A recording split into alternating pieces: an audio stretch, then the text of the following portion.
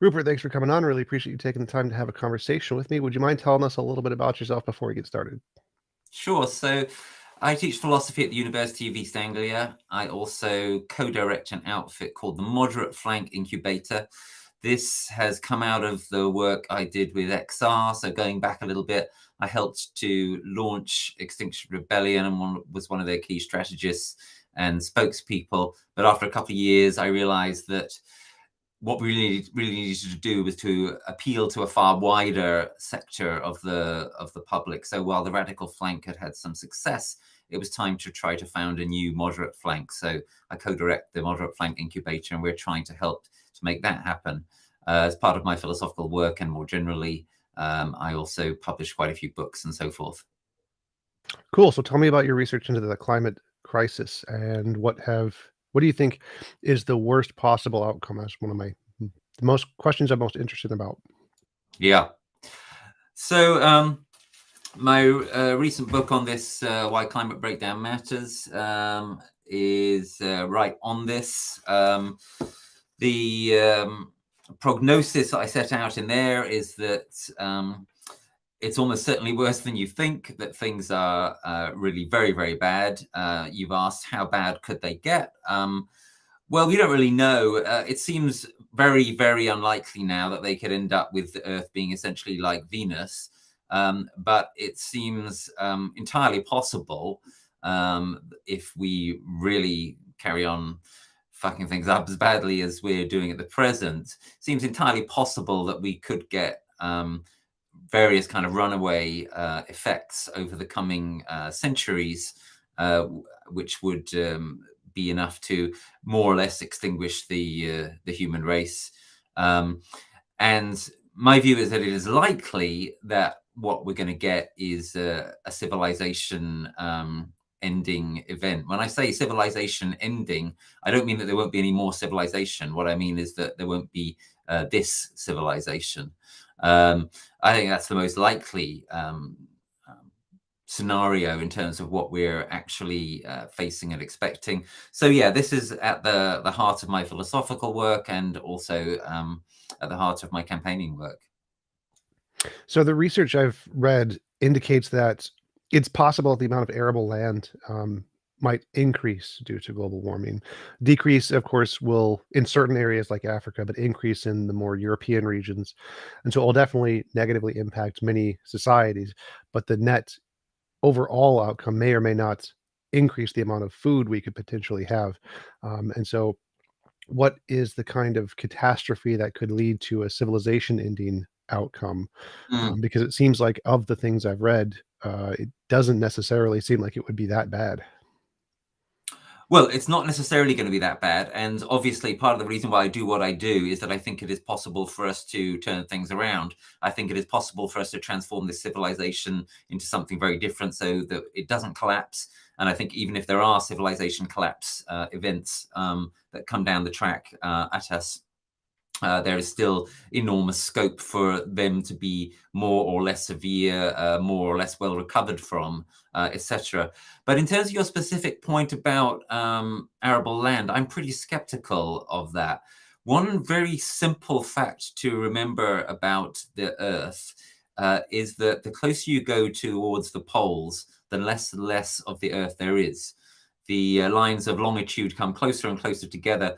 If you look at an image of the Earth from above the North Pole, it's astonishing how small it looks, basically. It's astonishing how small the Arctic is. I mean, of course, it's a massive wilderness compared to, most of the spaces that most of us spend most of our lives in.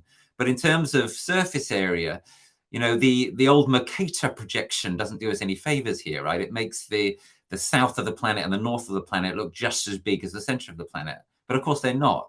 So the Mercator projection makes it look as though Greenland is as big as Africa, but it's an order of magnitude smaller than Africa. So one simple basic point, if everything gets pushed further north and further south, there is less land for it to be pushed into. Another crucial point, which is often... If you don't mind me interrupting right there just for a little bit. So Oh. America, I think, is the country with the most arable land of all of them.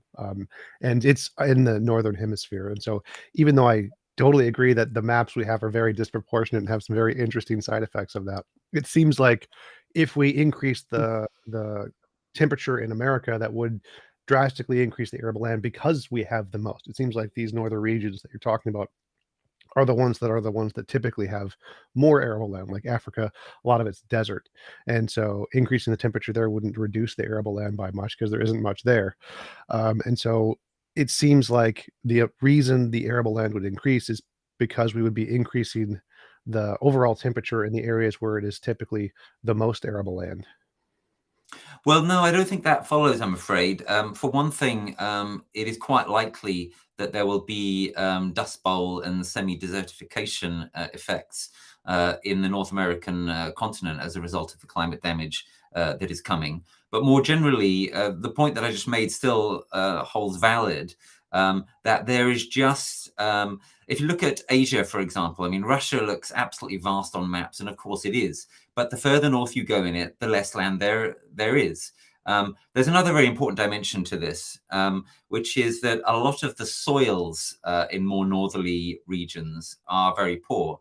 So interesting fact about Canada, in most of Canada, there are no earthworms because they were wiped out during the last ice age and they haven't returned yet. Now, without earthworms, you have drastically poorer soil, basically, than with earthworms. In terms of the Asian continent, which boils down to primarily to Russia, the situation isn't quite as bad, but there are serious issues with a lot of the soil fertility in the Siberian type areas. And Quick question: so, you mentioned that they're out of earthworms. Why didn't we just like bring them back? What's yeah, the reason? well, that's interesting you should ask that. So earthworms are starting to make their own way into some of these northern areas of Canada. But that's not working out very well either, because the ecosystems there are not used to them. And many of these transitions, you know, they're quite rough. Whereas what we need in our sort of stable, large-scale human civilizations is for transitions to go smoothly. We've basically had it incredibly lucky during the Holocene, and the Holocene is now at an end. We're into the so-called Anthropocene. There's a lot of debate about whether that's the right name for it. But whatever it is, the era of safety and calmness is over. And the kind of transition that we're going to have now, it's going to be very rough. If we'd have started in a serious way trying to transform our systems a generation ago, or even better, 2 generations ago, we could have avoided that. But there's no avoiding now the very rough path that is ahead. We need to pull together to prepare for that. We need to do that on a neighborhood level, a community level, a society level, a global level. There's going to be no individual survivalism in what's coming. And what exactly is coming? So what are the changes that you think will cause the societal collapse based on the climate? Yeah, as I say, I'm not certain that there is going to be a societal collapse, and nobody is. If anyone tells you that there definitely is or definitely isn't, that's a good reason not to trust them.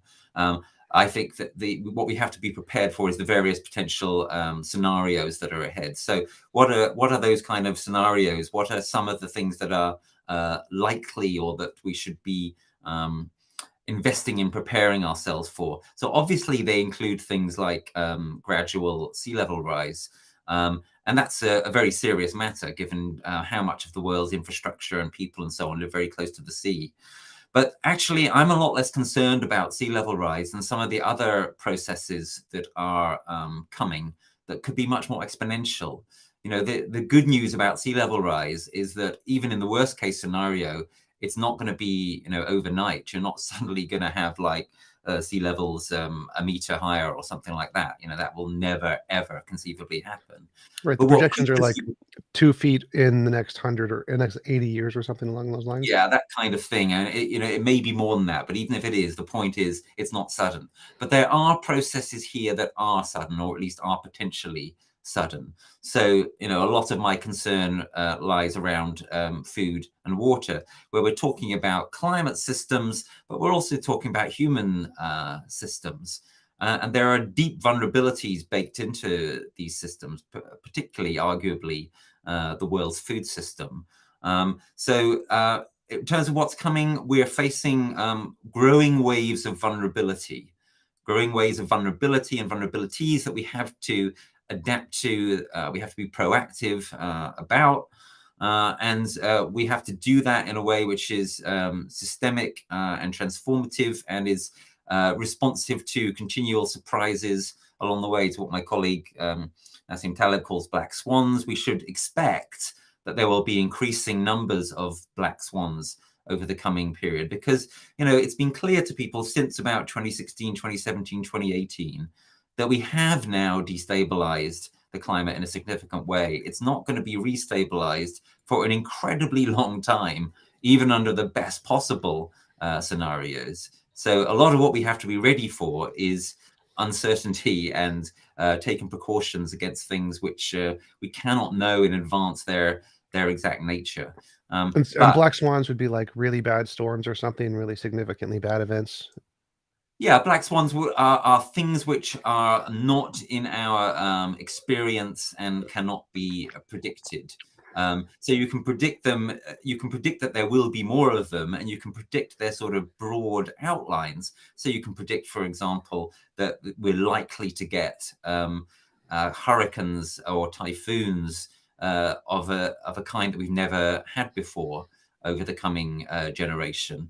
But you can't predict exactly what that will be like, because we've never had them before. You can't predict, obviously, where and when they will befall. It's that kind of thing, but it's more. It goes further than that, because the kind of events that we should be readying ourselves for in human terms are to do with the consequences of those kinds of events, right? So they're to do with as I say, the kind of knock-on effects to the food system and other more or less human systems that we've come to rely on. So one implication of this is we ought to be getting much more serious about building community resilience, building resilience into our food systems, thinking about water storage, thinking about not being so dependent on rain-fed agriculture, thinking about being far less dependent upon long supply chains, and so on and so forth. Well, could you give some examples of like what are the actual consequences, like the physical changes in the environment that are going to happen because of climate change? Supposing we do nothing, just ignore it. Because when I go through the lists of all the different climate change activist websites, and they say all the different things that are going to happen, it's like decreasing coral colorization, increased salinization of the oceans. Some species are going to be affected, but I want to like a loss of life perspective. How do we calculate this number of people are going to die? Because there was a recent study that came out that said in the next by 2100, the next 80 years, about 83 million people will die due to climate change or something along those lines. Yeah. And I mean, in the next 80 years, 7 billion people are going to die because we're all going to die of old age by that point. So comparatively, that number seems pretty small. And so I don't Yeah. understand, based on that number, it seems like the projected risk of climate change is significantly smaller than what it's being portrayed as in the media. Yeah, good. That's a good, fair question. So my response is that I think that those kinds of estimates, when people say 100 million people are going to die from the climate or something over the next century, I think they are likely to prove drastic underestimates.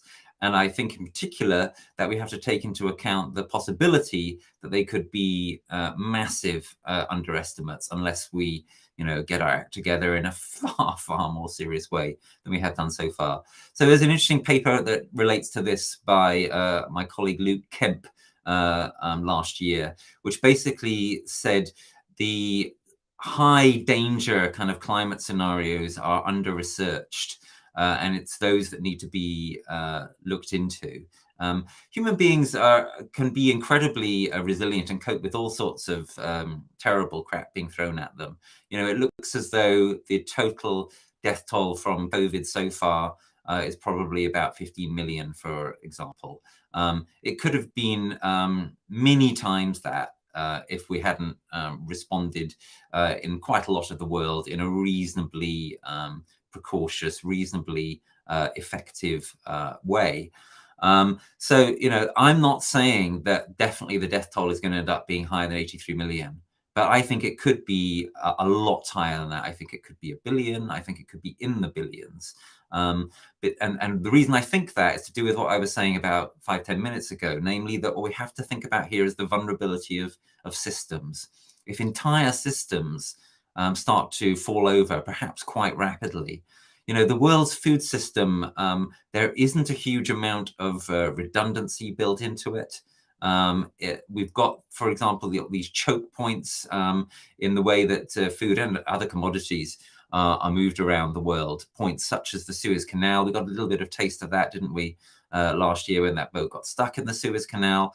All it takes, and things like that are becoming more and more likely. So look at some of the big rivers, for example, which are important for moving food and other things around. We've had events recently where major rivers such as the Rhine in Germany became virtually impassable to boats because the water level went down too much because of drought. That's the kind of thing that's going to happen more and more often.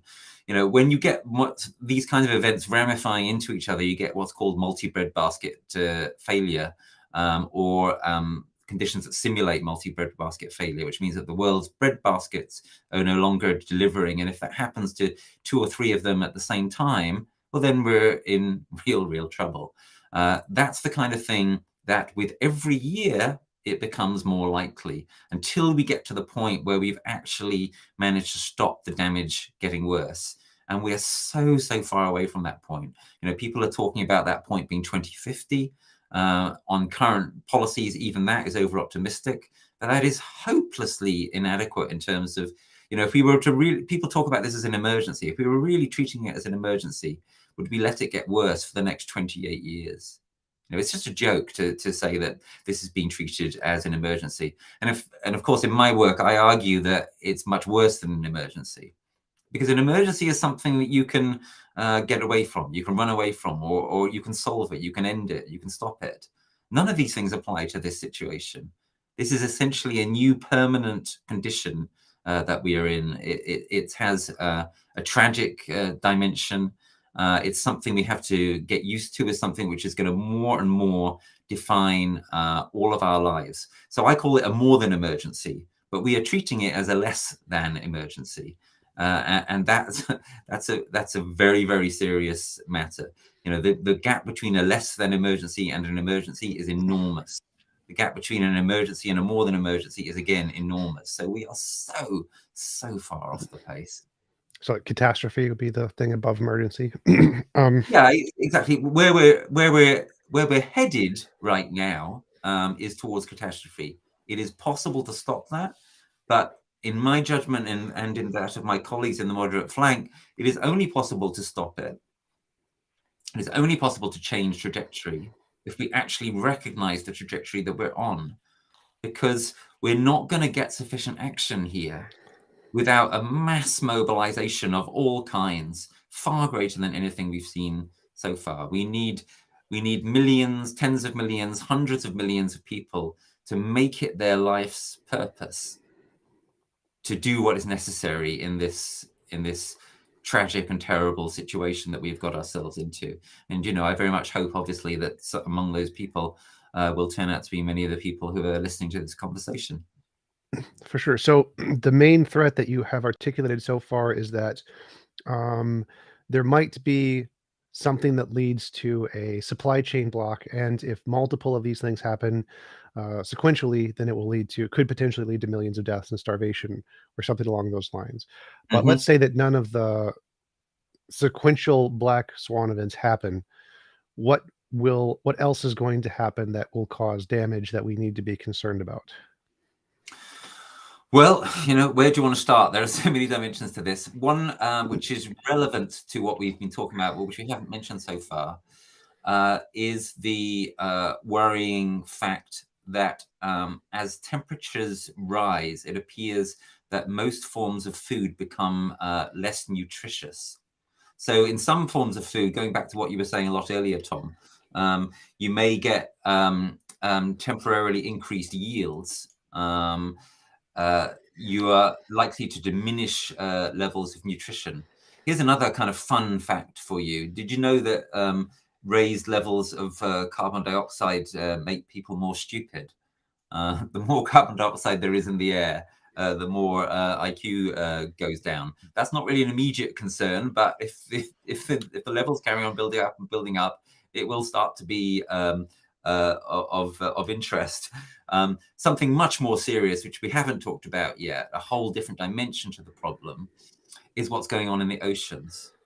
So the oceans have absorbed a significant percentage so far of the excess heat that we've booted into the atmosphere. And the oceans have absorbed a really significant percentage of the excess carbon that we booted into the atmosphere. But firstly, the oceans are starting to lose their capacity to do this. And secondly, and connected with that, the oceans are changing in a way which is damaging and dangerous to the inhabitants of the oceans, obviously, and to ourselves. So one symptom of that, of course, which you mentioned earlier, is what's happening to our coral reefs, which is really tragic. I mean, this is happening right now. The world's coral reefs are being demolished, in real time. And we don't know what the prognosis is. We don't know how many of them are going to manage to adapt, but it's not looking good. And the Great Barrier Reef is in terrible trouble, and so are most other coral reefs. So it's just awful beyond words. It's Well, good. that part I don't think I quite understand, because it's like I see the coral reef and those kinds of ecological features as mostly, I don't know, aesthetics on Earth. So if I'm as a human, I care about human life. Human life is the most important thing. If all the coral reefs died, I'd be like, oh well, that's sad. Kind of like if a painting got damaged, like, oh well, too bad. But it's not really that important. It's not a huge impact. Should we uproot our economical systems in order to prevent that? I'd say no. I say that prioritizing human life is significantly more important, and if we could minimize any economical restrictions that would impact human life negatively, that would be prioritized over the life of the coral reefs. I don't see why they would be very important whatsoever. Well, I guess there's a few things I'd say in response to that. One is that if one has spent any time in coral reefs, they are fantastically inspiring and beautiful places. They're among the absolute crown jewels of this incredible planet. And you said just aesthetics. I think that sometimes things like this they really matter, and it really matters that human beings are taken care of them, and it really matters that human beings have them to escape to, and so forth. Another dimension is that a very high percentage of the ocean's biodiversity, in other words, life, is to be found in coral reefs. So you're taking an enormous whack out of what's in the ocean, which has significant effects in terms of, for example, food growing potential of the oceans. But what I was actually coming on to is that what's happening to the coral reefs is also a symptom of something much more serious that may be building up, which is the acidification of the ocean, which is the biggest problem for the coral, which is coming from the carbon, basically starting to very gradually turn the ocean into acid. The acidification of the oceans we don't know that this is true, but it could represent a massive threat, not only to most life in the oceans, but to most life on Earth. The combination of ocean acidification, ocean pollution, including plastic pollution, and the greenhouse effect and rising temperatures could tip the oceans over the next generation or two into a place which is unsuitable for the life of most plankton and unsuitable for the life of most multi-celled creatures. That will have numerous terrible effects, including ultimately it could result in a significant reduction in the oxygen levels in the atmosphere. And obviously, when you get to something like that, then you're starting to get to something which is going to have a massive effect on human beings and other land animals. We don't know that any of this is going to happen, but we ought to apply the logic of precaution here. If there is even a small chance, and as far as I can tell, it's more than a small chance, that something like this might start to happen, and the ocean acidification could have massive consequences both within and beyond the ocean, then that ought to make our situation and action on our situation a lot more urgent, and ought to get us to treat it, as I say, not even as an emergency, but as something which is much more serious than an emergency, as something which is really hard for us to imagine, just how the magnitude of what we're talking about here in terms of what could unfold over the next century. But how do we test that? Because my first concern is that it's like the Manhattan Project, where they were working on the nuclear weapons, and they had a concern Yeah. that igniting a nuclear weapon could ignite the atmosphere and everyone dies. And obviously, that's a big concern. And so they had to find some way to calculate that and figure out whether or not that was a serious threat. But given the way our system currently works, we can't just stop everything we're doing, because that would immediately kill millions of people if we just stopped using Mm. carbon like immediately. And so we have to say this is a potential hypothetical risk, but should we, based on this hypothetical risk, put limitations on our current economy, which will definitely kill people? Or I would say probably not, until we have some kind of verifiable means to confirm this hypothesis that it may be more than that. And so I think that we need some kind of like Manhattan Project calculation to figure out, is this a genuine concern or not, before we can really say that it's a valid justification to take action one way or the other. And what would that method be? How would we potentially confirm whether this is a genuine risk? Yeah, so look, of course, you're right that we can't just stop everything that we're doing literally overnight. But the logic of it being a more than emergency is that we should stop it, or rather transform it, as quickly as we possibly can. And of course, there are precedents here. There's the amazing stuff that was done in relation to the Manhattan Project or the Apollo Project, but more relevant, arguably, is the kind of transformation that occurred during the Second World War. So I'm very struck, for example, by the story of what happened when Franklin Roosevelt and his team went to the motor manufacturers and presented them with their plans for producing tanks when America was getting into the war. And the motor manufacturers looked through the plans and said, "But Mr. President, there must be something wrong here.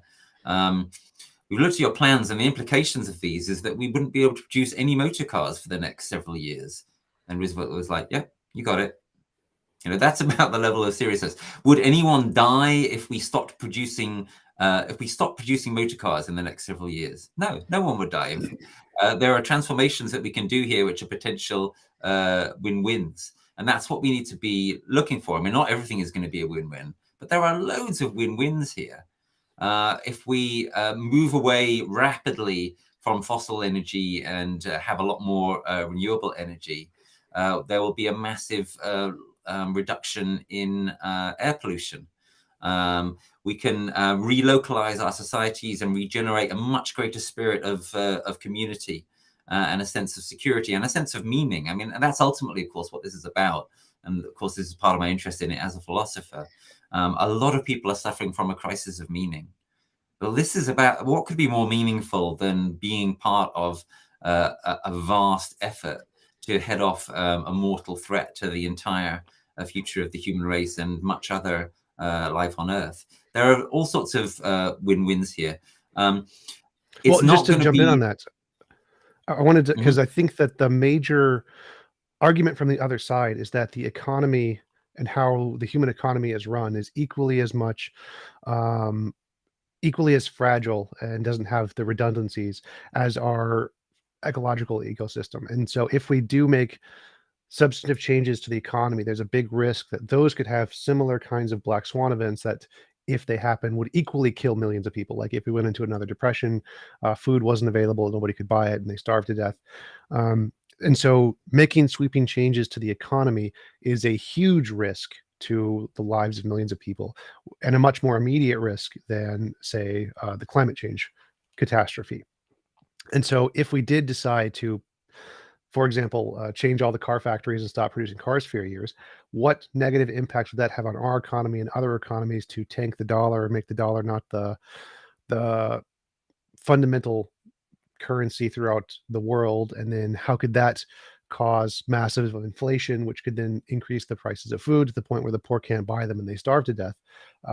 It seems like there's a greater risk because of how fragile the economy is to making those sweeping changes, which could immediately kill millions of people.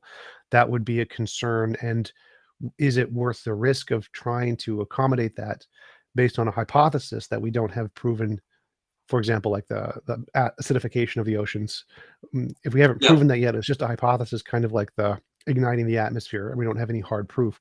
Should we put a strain on the economy, which directly risks millions of lives, in order to Yeah. try to accommodate the potential risk of the acidification of the oceans without hard proof? Yeah. So remember that I introduced that as a massive potential concern, and I was explicit that, as you just said, we're not so sure about it. There are other things which we are a lot more sure about. I mean, we're sure that if we carry on down the present path, it's going to be absolutely catastrophic. So the ocean acidification thing is supposed to be an additional reason for why we ought to be erring on the side of precaution. And that's what this is about, really, in philosophical terms. It's about the logic of precaution. So you can talk, sure, about, the risk of we might throw ourselves into a depression, and that could have really bad effects, and so on and so forth. But there are threats that are existential, and when threats are genuinely existential, what the logic of precaution says is that you must take those threats more seriously than concerns about, there could be an economic downturn, etc. So what I'm really saying is, let's take existential threats seriously, which we're not even remotely doing at the present time. Let's take seriously the looming and growing risk, which is massively under research, but which is already clear to our food systems and water systems. Let's take seriously the threat to our oceans, and again, research it more. But don't just wait for the research to be 100% cast iron before you act. Because if you do that, you're going to be waiting too long, right? And that is how the precautionary principle operates. So we applied it to some extent, for example, in the 1980s, when we started to move to seriously rein in CFCs, ozone depleting chemicals, in the 1980s. We didn't have 100% proof of their deadly damaging properties to the atmosphere. But we started anyway before we had that proof, because if we'd have waited till we had 100% proof, we could have sent the whole of civilization into destruction. And that is a really important point, that it's not necessary for everything to wait until you have full scientific proof before you act. If what you're acting to do is to keep us safe and head off a mortal threat. Oh, I would definitely agree, but I'd say that it's contextual, dependent upon the risk that you are implying by investing a certain amount of funds. So if you say, if suppose World War II, Hitler's winning, and we have to build nuclear weapons, and we don't have time to figure out if it's going to ignite the atmosphere, we just got to go for it. Got to stop Hitler from taking over the world, even if it burns the world. That's still got to do it. And so in the case of the ozone, there wasn't a lot of risk. We could just replace I forget what they were called, the things that were going into the atmosphere and depleting the ozone. We could just replace them with another very commonly available medium that did the exact same thing and didn't cause damage to the atmosphere. It was pretty benign, wasn't really a big risk. Okay, yeah, just do it. Who cares? But in cases like the big changes to using fossil fuels support the lives of billions of people. Like it is the primary means by which people survive everywhere in the world is fossil fuels right now. And so putting a constraint on that is definitely a big risk to people's lives. That is something that is a huge concern, especially economically. Even in rich countries where we have sufficiently enough food, our most valuable resource right now is confidence in the economy, because if you don't have that, then we lose everything. And so putting that at risk is also putting millions of lives at risk. And so, given the possibility of a world-ending catastrophe, I could say like maybe there's aliens who really value cows like the Hindus, and if we kill cows, the aliens are going to come and just murder us all. Given that that's a possibility, should we then stop No, no, harvesting no. cows? No, come, Tom. That's not a good analogy, is it? I've written about this in some of my published philosophical work. The precautionary principle is not about guarding against, totally outlandish, dreamed up fantasies, right? It's about guarding against things which are rational to fear, things that are real possibilities. And I think this ocean acidification thing, it definitely passes that minimal test. But just to say once again, this is just one part of a much bigger picture. Now, in terms of fossil fuels, let's be very clear. Fossil fuels are killing us right now through air pollution and through climate disasters, and that effect will only grow and grow, perhaps exponentially, unless we act very radically and very soon. So in order to get really clear about this, there's a little game that I like to play with people. And if you'll indulge me for a Sure. second, Tom, just play it, which is most people don't realize just how vicious, just how strong the greenhouse effect is. So let's see between you and me, Tom, where you might land on this, and then you can get a sense of what we're talking about here. So when you burn, say, a liter of oil, right, in your car engine, whatever, you burn a liter of oil, that produces some heat, right? And that's what we want from it. We want the heat that it produces to power the engine. And it also, at the same time, releases some carbon, which traps some heat in the atmosphere, right? That's the greenhouse effect. And that's what's causing the real trouble here. So the question is, the little game, the guessing game is, how much stronger, because it is stronger, how much stronger do you think the greenhouse effect is than the direct effect? In other words, from the carbon that gets trapped in the atmosphere, how much more heat is trapped close to the Earth than the heat that is generated directly by burning the oil? Do you understand the question? Sort of, but my concern would be is like over what time period, because the heat trap is Okay, yeah, coming from so the that's a fair sun. question. Yeah, the time period is over its entire life in the atmosphere, so it's an average of Oh, it's maybe going to about be billions, billions, no, billions no, of no, times it's more. not that. It's not that. It's over about 500 years. Over about 500 years. How 500 much? years. Yeah. Well, it's going to be a huge, significant amount because the heat from the sun Good. is tremendous, and it's going to come in the atmosphere, reflect off of surfaces on the Earth, hit the particles in the air, and reflect back. And it's going to continue to do That's that, it. and it's going to Yeah. build hundreds of thousands of times, potentially more than the amount of heat generated by the engine, because Okay. it's going to. You well done. You're the first person who's ever pretty much got it. Almost everybody guesses like 10 times as much, 50 times as much, 1,000 times as much. The actual figure is about 60,000. So the heat you get from burning a liter of oil, the heat that gets trapped over time, 60,000 times as much as the heat you get directly that we use, the heat that we want. Now, if you will, that's a measure of the unbelievable inefficiency, right, of fossil fuels. You see what I mean?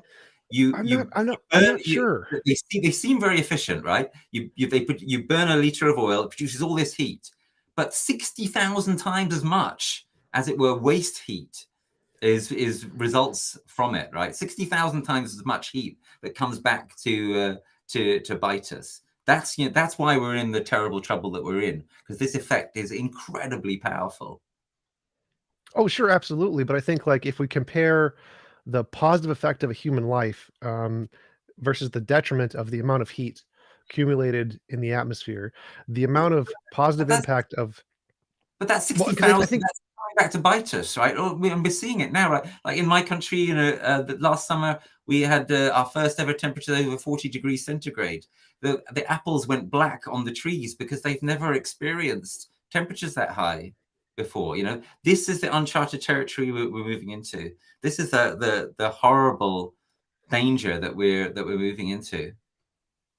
well, so my concern is that if we currently compare the amount of lives fossil fuels have saved versus the amount of lives that the climate has killed, uh, for the past 200 years or so since we've been using fossil fuels.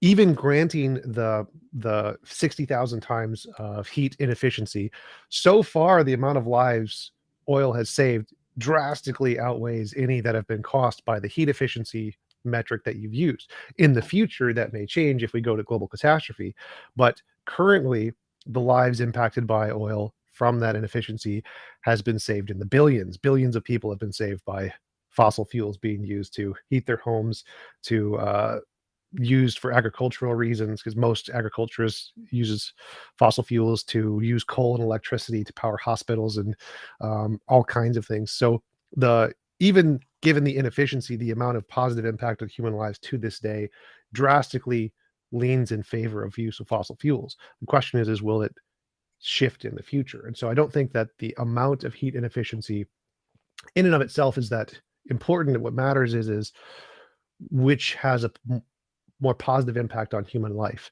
And it seems past tense, oil has had a much more positive impact than the negative side of the heat accumulation in the atmosphere to this point. And the question is what the future will look like. And so I don't think that that number, while impressive, is necessarily a good representation of what the important variable is, which I think is the quality of human life. Well, there's a number of ways we could come at that. I mean, maybe we should open up a different tack, which is how much has that oil really improved human life? Yeah, in kind of terms of crude GDP, the evidence is overwhelming. But we're in a world now where there is an absolute epidemic of mental health, ill health. I mean, an epidemic of loneliness. Vast waves of people experiencing huge amounts of meaninglessness, collapse of belief systems. But are you saying this is directly etc. related? Just to clarify, are you saying that that's related to fossil fuels? Because I don't. Of course it is. Of course it is. Because it's fossil fuels that have driven the insane industrial growthist, capitalist expansionism, which has transformed the world over the past few centuries. And what we really need to do now is start to think, okay, what are the actual, the truly good things that have come from this transformation? For example, on balance, the improvement in the position of women and sexual minorities.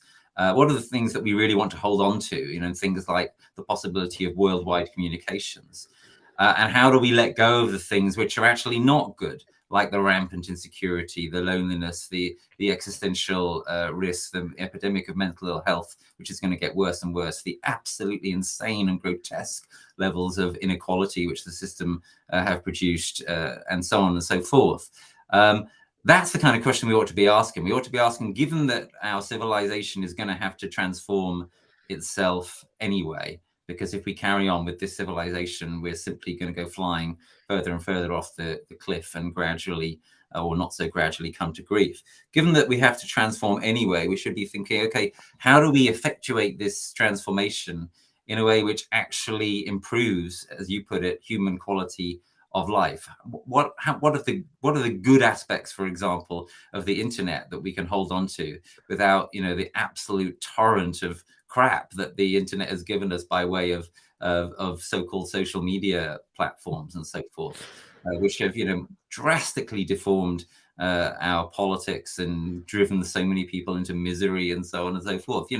Let's talk about quality of life, if that's the conversation you want to have. Oh yeah, absolutely. But I'm a little lost on the connection to like depression and loneliness epidemics and its relation to fossil fuels, because it seems like if we have a Well, the means epidemic to of keep. depression is a lot to do. It's got complex causes. One of the main causes is the epidemic increase in inequality, which is Oh yeah, clearly related to the form of fossil fuel driven economic growth that we've had.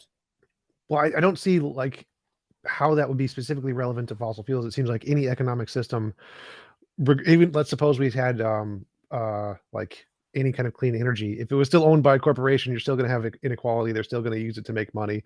Hmm. But so my initial concern is that obviously with a larger population, they're going to have more people who are depressed, um, because in the past, people who were depressed couldn't provide for The, themselves, and so they died. They were just dead.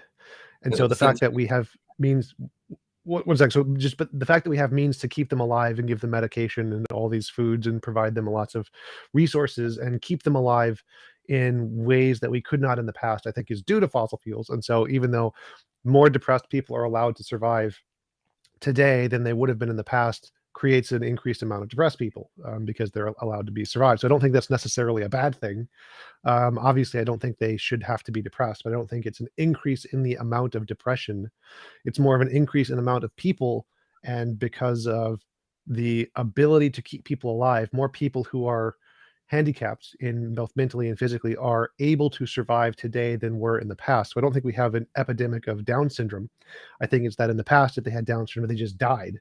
And so you now know, more we people with don't Down have an syndrome. epidemic of Down syndrome. What we have an epidemic of is well, chiefly depression and anxiety. Well, I'm trying to make a comparison between there. So back in the past, people with Down syndrome were pretty much immediately killed. They didn't survive. They weren't brought up as children. They were left outside and died within the first few years. Nobody took care of them. Now, the amount of people with Down syndrome who live past the age of 20, 30, 40 has significantly increased by several hundred, maybe 1,000% than used to in the past, because we take care of them now, because we have resources and we can provide for them and keep them alive. Back in medievals, no one did that. They did not survive. They were not taken care of. And so I wouldn't say that we have an epidemic of people with Down syndrome living past 40. I'd say that that's a symptom of the fact that we can provide for people. And the same thing applies to with people with severe depression. I was diagnosed with major depression early on in childhood, and I was able to survive because people took care of me. If I was living in medieval times, that probably wouldn't have happened. I may not have survived. And so I think that a large portion of the increase in the percentage of people with depression has to do with the fact that we can provide for those people, and they don't need to provide for themselves like they did 200-300 years ago, which is in large part due to fossil fuels. And so I think that the epidemic of depression is kind of like the epidemic of people with Down syndrome living past 40. Yeah, It's no, that's really not the case. I mean, the figures are very clear that that there is a correlation between the growth of depression and anxiety, and by the way, autism, which probably has different causes, but we could also talk about. They're correlated with economic growth and with inequality. And in terms of you're talking about the Middle Ages, well, that's complicated with feudal system, etc., etc. But if we look at indigenous societies and some peasant societies, it would appear actually that in some cases they've got very good ways of looking after people who struggle to be economically active. And it's not necessarily true at all that those people, get thrown out to die or anything like that. I think that we've got a society which has been fueled by fossil fuels, which has various good features and various bad features, and we should try to appraise those clearly. I think it's a mistake to think something like, well, our society is basically brilliant, and that's due to fossil fuels. When you speak to people from Tibet, for example, as I've done, or various other parts of the world which haven't been so transformed by fossil fueled capitalist growth, etc., they find many features of our society astonishingly cruel, alienating, empty, etc. Look, what I can tell you for sure is that if we carry on our current path, for sure, mental ill health will continue to escalate as a result of continuing growth in inequality, rising insecurity, and terror for our futures. But that can all be turned around if we actually start to look reality in the face, start to think and feel as a body of people that want to co-create a better future. And start to get serious about creating that better future, then suddenly our mental health will start to turn around. That's the great lesson of teachers such as Viktor Frankl, who famously survived the concentration Holocaust. camps in Germany. Yeah, that what people really need in their lives is a sense of meaning. That a sense of meaning is actually even more important than food and water, incredibly, and that. What we so badly need is a reason to live, and we can find it. The disasters and the growing levels of fear, depression, grief, anger, etc., which our world is exposed to, that could all become something that was actually good. And this is the central argument of my book, Why Climate Breakdown Matters. That ultimately the reason why it matters is that it can, through the crucible of it, we can actually start to create a world that is better. That the terrible tests that we're being exposed to could actually improve us as human beings, and be the making of us, and be the making of a civilization which can come after this one, and have some of the best features of it, but get rid of all the crap. Gotcha. We have some questions from the audience, if you don't mind. Yep. Winston's mom asks, I have read that if the Gulf waters of Florida hit a certain temperature, 8 out of 87 degrees, then Florida will flood. Does Dr. Reed have any thoughts on this? So I'm no expert on Florida, and I've never been to Florida, but I have studied this a little bit. And this prognosis for Florida is pretty grim.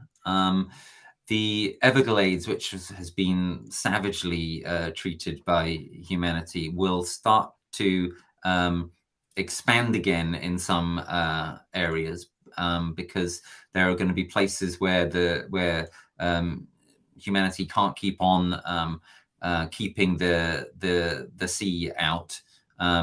Places like Miami are in terrible trouble. I mean, it's virtually impossible to defend these cities against rising sea levels because of the porousness of the rock.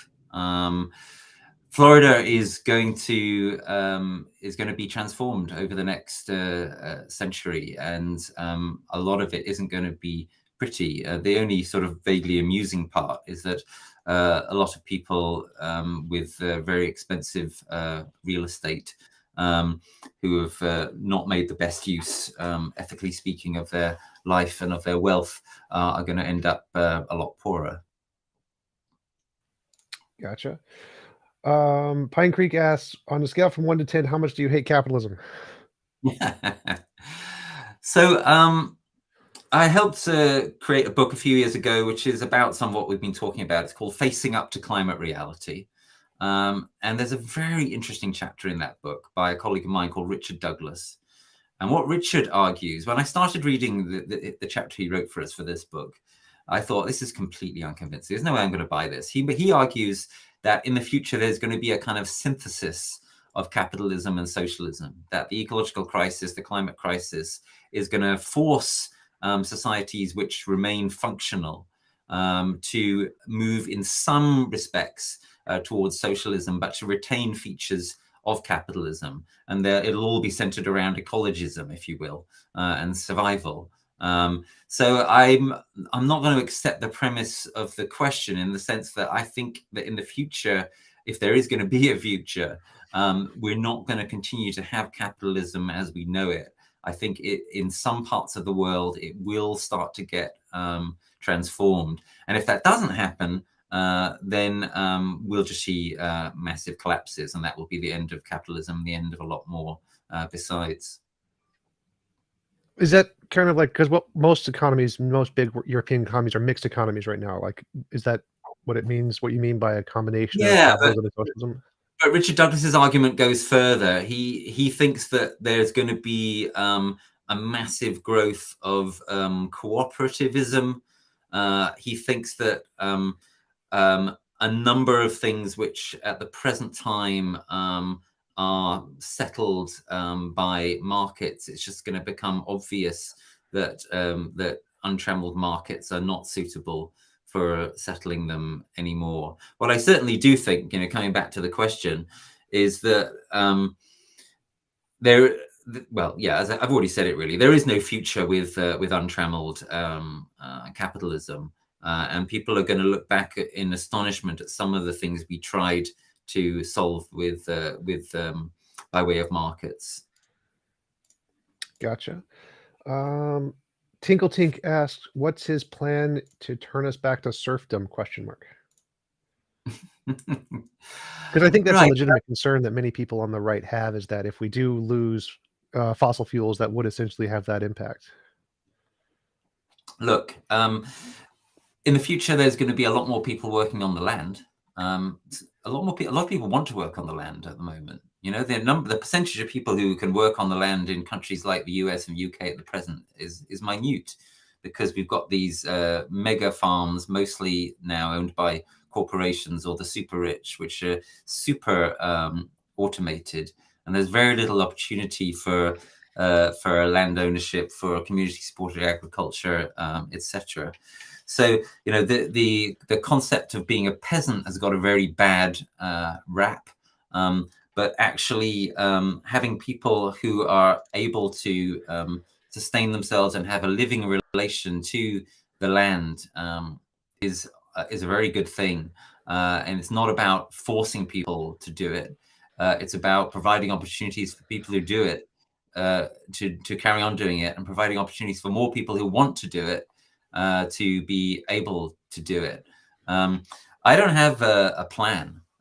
What I have is a set of knowledges and overviews of things that makes it extremely clear that if the plan is kind of carry on as we are or try to green it a bit, that is just not going to happen.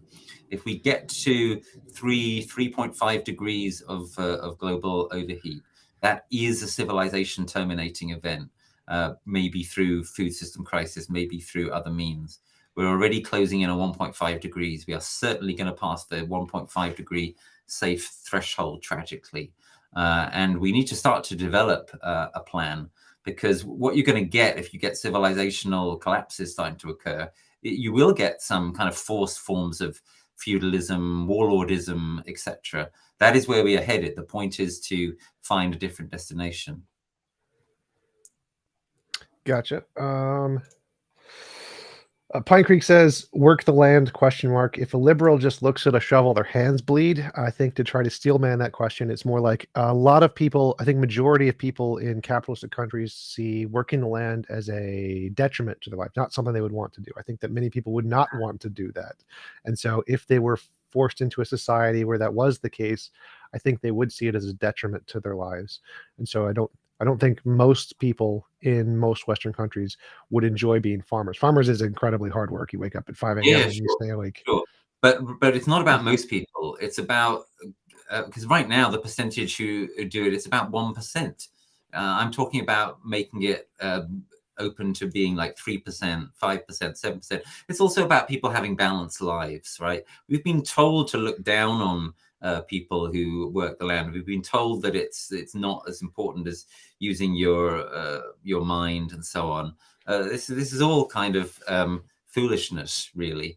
I spend most of my time teaching in university and running the moderate flank, which you can find at www.moderateflank.org. And the rest of my time, I mostly spend working the land here. We just have a small amount of land. It's a third of an acre. But it is incredible how much food you can produce from a third of an acre or less if you put a bunch of effort and love into it. And right now, beyond my computer, I can see my garden, and I can see a greenhouse and a polytunnel and an arbor and an orchard that we've planted. And it is absolutely beautiful, and it really gives me a lot of a sense of meaning. And it's obviously one of the reasons I'm doing it is to make a little bit of contribution to community resilience. So, you know, there's a number of ways in which this kind of thing is good. So I'm not really a liberal. I don't accept that label. I'm a post-liberal. I'm a communitarian and an ecologist. When I look at a shovel, I think, great, this is a chance for me to move some manure or move some leaves. And that's exactly what I spent an hour doing just before this call. Awesome. All right. Our next question is uh, Platon's arms. What are good ways to the necessary degrowth? Yeah, good. Well, that's a huge question, terribly important question. Um, the first thing to do, the first way, is to accept a lot of what this kind of stuff that I've been trying to say today, to really accept and face the gravity of the situation and the necessity for change. And then we should think about the desirability for change, which goes back to the conversation Tom and I were having 5 or 10 minutes ago, about a number of the ways in which our current society is not like a utopia. In fact, there's all sorts of ways in which it's incredibly harmful and inferior and so forth. And so we start to think about some of the ways in which a life without net economic growth could actually be a better life. We have to challenge the primacy of economic growthism and GDP in public debate. We've got to get to the point where broadcasters, for example, don't say, as they always do still at the moment, stuff like, so the GDP growth, the rate has edged up to 2% per year. That's great. And we're out of danger of a recession. We've got to get beyond that way of thinking and talking. We've got to get a politics which starts to be serious about recognizing. And again, Tom, this comes back to what you said earlier, the importance of quality of life, which is not at all the same amount, not at all the same thing as the amount of stuff that you own or the quantity of money that you have or anything like that. Quality of life is a completely different thing, which can be realized in completely different ways, including ways which are radically less demanding of the earth. So that's an indication of some of the ways. I could talk about this for so long, this wonderful, vital question. Perhaps one more thing to say right now is the term way itself is helpful here. Some of you may be familiar with Taoism. The word Tao basically means way. So the Tao is the way. And we need to get serious about finding philosophical, psycho-spiritual ways of being which are different from our current way. The crisis that we're in is not just a political crisis or a climate crisis. It's also a spiritual crisis, a cultural crisis, a crisis of meaning. We need to find ways. We need to find ways that are ways through that. Gotcha. Jake Yu asks, why should China and other developing countries stop using fossil fuels? I think that's a really important question because fossil fuels is one of the most important ways that developing countries have to grow, and developing renewable resources is really, really expensive and difficult to do. And so if a developing country stops using fossil fuels, that would definitely impact their lives significantly more than it would in developed countries. Yeah. So this is a complex, very important, as you say, question. The simple short answer, of course, is that if they and we don't, then we're all fucked. But obviously, one has to get a bit more sophisticated than that. So one answer to the question, which I think is really important, is they don't have any obligation to unless we actually lead the way. I mean, we in the US, and in fact, even more so in the UK, are the ones who started the trouble and have profited from it the most. We have to show genuine leadership. And what that means is things like free green technology transfer to countries that are poorer than China. I mean, China is doing quite well now in terms of developing green energy, of course. But to other countries which are much less resourced than China, we ought to give them the technology for free. And we ought to get serious, go back to the last question about degrowth. It's time to end the fetish for economic growth. It's time to recognize the nature of the crisis, to recognize the importance of quality of life and the availability of achieving quality of life through other methods than so-called development, i.e. growth, and then through the use of fossil fuels. We have to show leadership, and until we show some leadership, then there is absolutely no reason why they should listen to any lectures or preaching that we give. But what's implicit in what I've said is that this concept of development, so the term developing countries is in the question. This concept of development is itself prejudicial. the concept of development basically was invented by the Truman administration as a way of trying to say to the rest of the world, you have to be like us. And we're going to allegedly help you to do that. We need to think beyond the concept of development, not just beyond the concept of growth even. And there are people who've been doing that for some time. There are people in the global south and the global north who've been doing that. One of them is my colleague, Helena Norberg-Hodge, whose work I very strongly recommend with Local Futures. For example, her book, Ancient Futures, very, very powerful vision of a post-development world. So ultimately, what China and other so-called developing countries should do is what we should all do, and what we have to show leadership in, those of us who have experienced a great deal of development, is to get sane about a better future, which can be partly based on renewable energy and obviously, and needs to be partly based on seeing beyond the growth and development paradigms and seeing what life is really about, which is nothing to do with having more stuff. Gotcha. Keyam Inc. asks, do you think climate change stunts actually help your cause or just make people annoyed and shut down, to your words, and defeat the point? I think he's referring to like the recent art scandals where people were throwing tomato sauce on the paintings.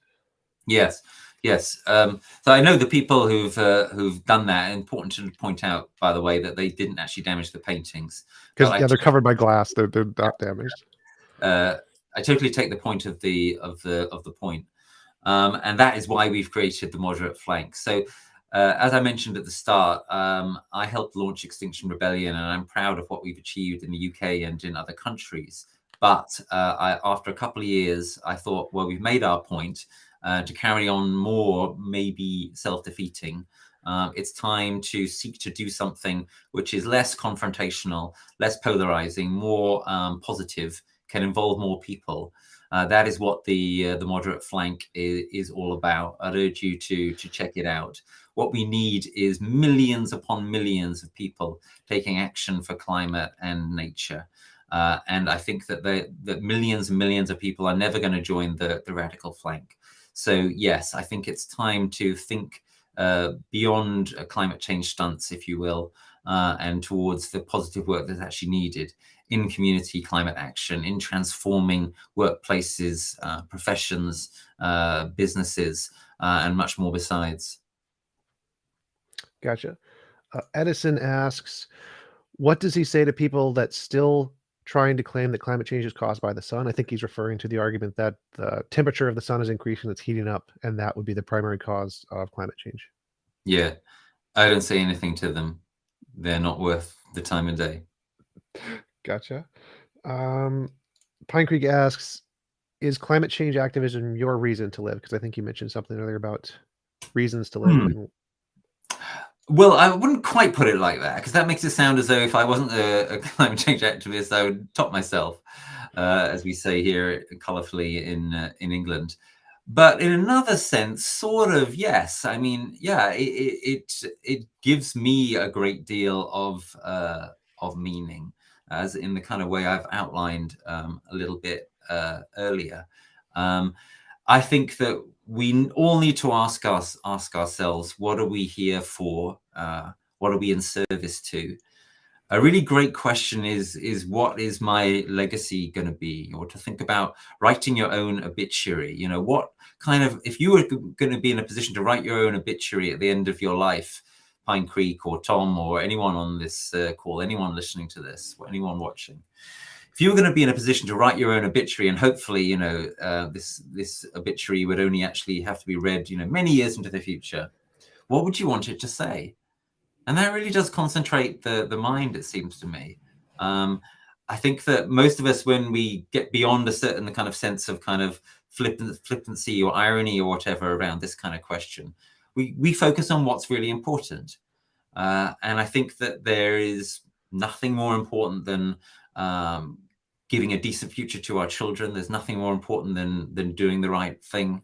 There's nothing more important than contributing to heading off the biggest catastrophe which has ever been looking to come our way. So in that sense, yeah, I think that climate action in general is a powerful reason to live. And I would urge everyone to do what I've just, at some point, to do what I've just suggested. Ask yourself, what do you want your legacy to have been? What do you want to have contributed to? How would you want to be able to write your own obituary? And it will make clear to you what it is in this life that is there for you to do. Gotcha.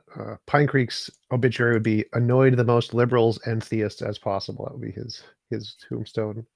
That's the flippancy and irony bit. I think we can do better than that.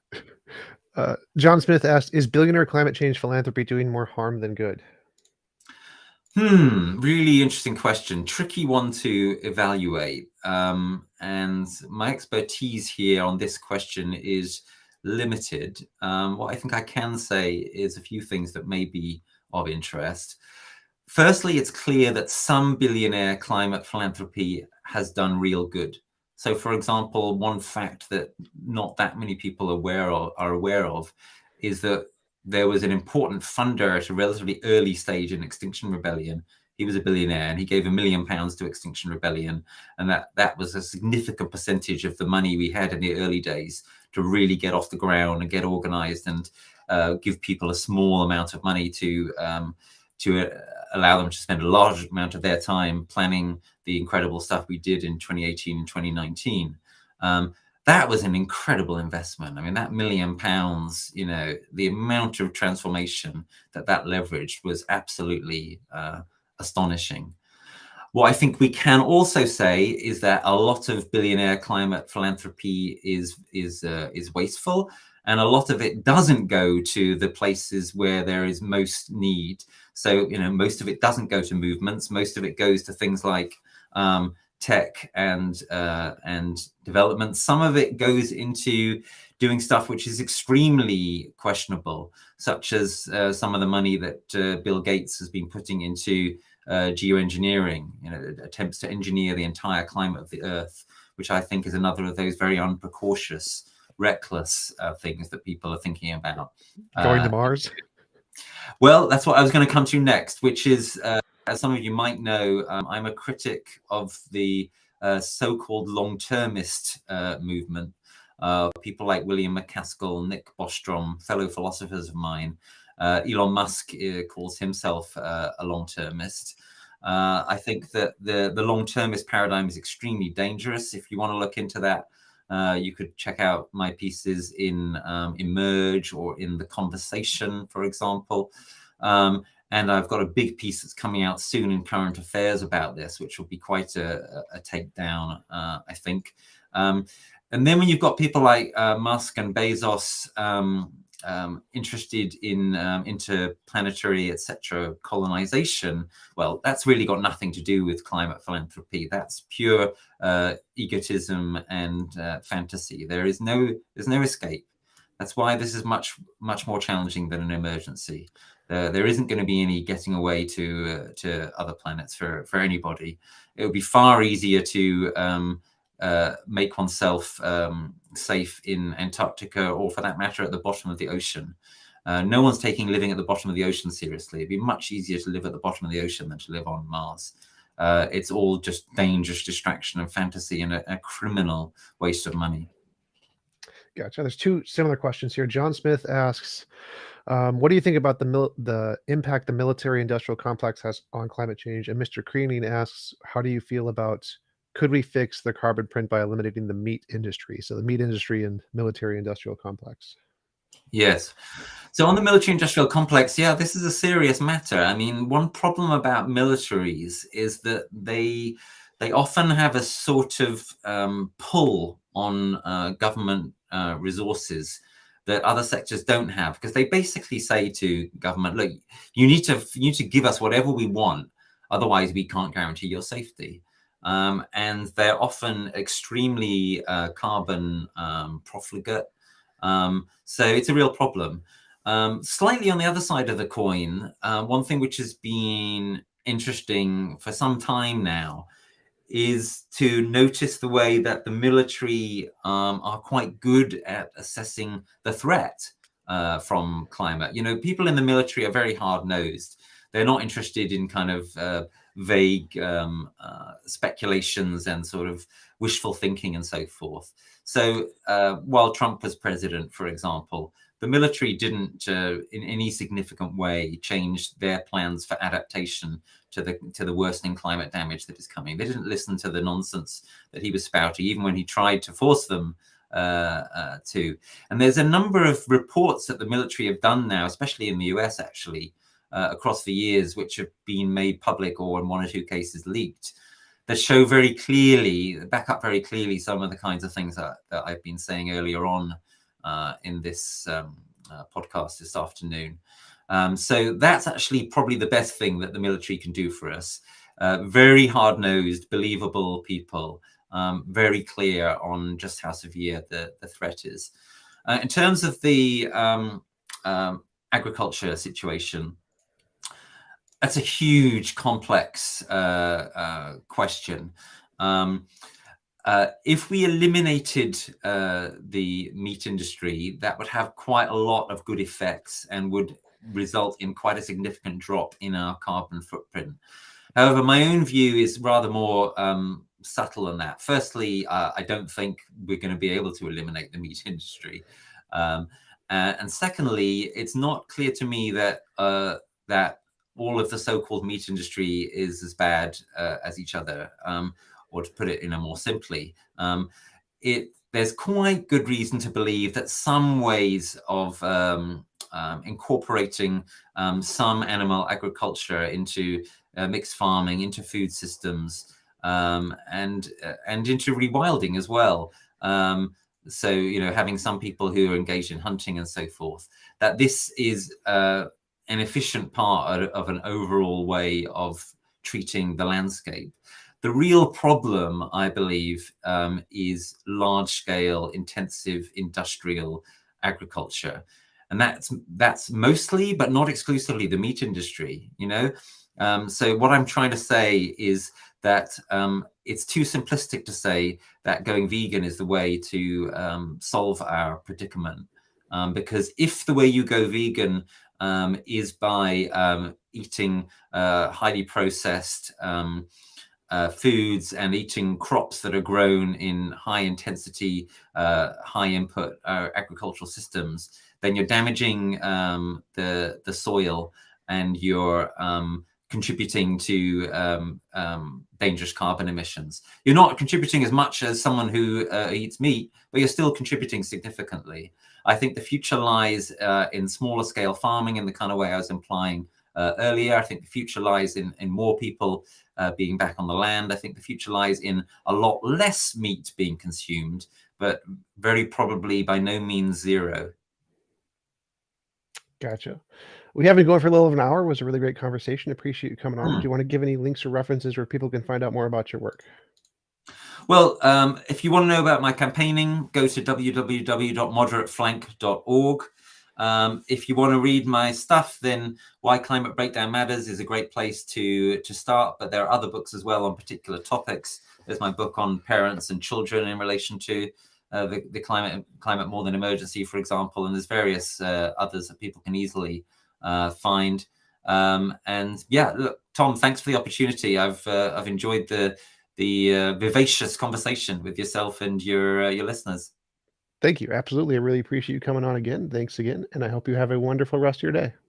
Cheerio.